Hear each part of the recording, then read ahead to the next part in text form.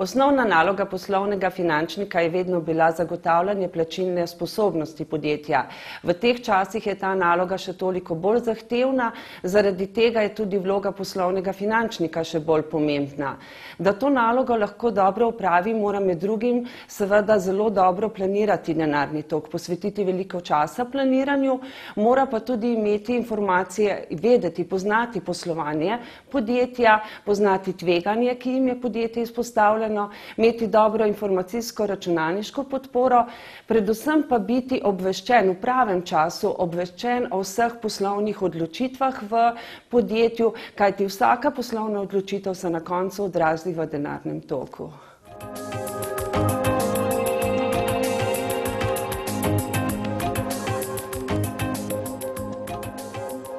Prava kapitalska ustreznost pomeni prava odločitev med tem, koliko tujih virov, koliko lastnih virov, koliko dolgoročnih tujih virov in koliko kratkoročnih tujih virov.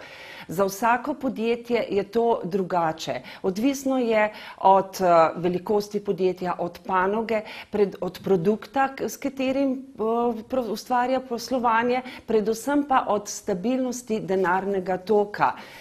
Vsi finančniki pa se v zadnjem času veliko bolj vračamo k tradicionalnim pravilom financiranja.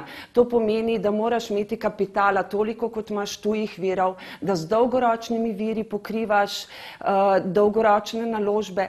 Predvsem pa moraš imeti na razpolago toliko kratkoročnih virov, kot jih potrebuješ za financiranje obratnega kapitala in da lahko zamortiziraš tudi morebitno povečanje obratnega kapitala.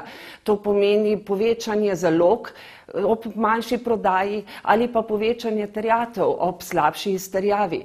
Ustrezna kapitalska struktura je takšna, kjer finančnik lahko mirno spi.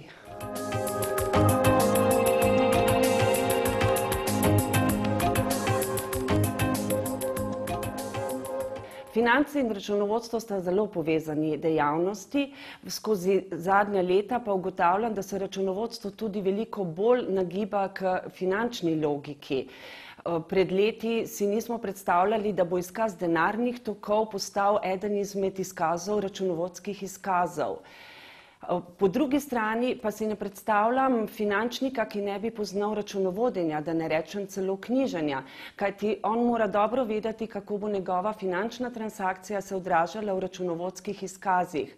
Moji kolegi me poznajo, da vsako malo bolj zahtevno finančno transakcijo vedno preverim tudi tako, da narišem konte in sknjižim, in če knjigovodsko in računovodsko stvari stojijo, so dostikrat tudi tako ali tako pravilne.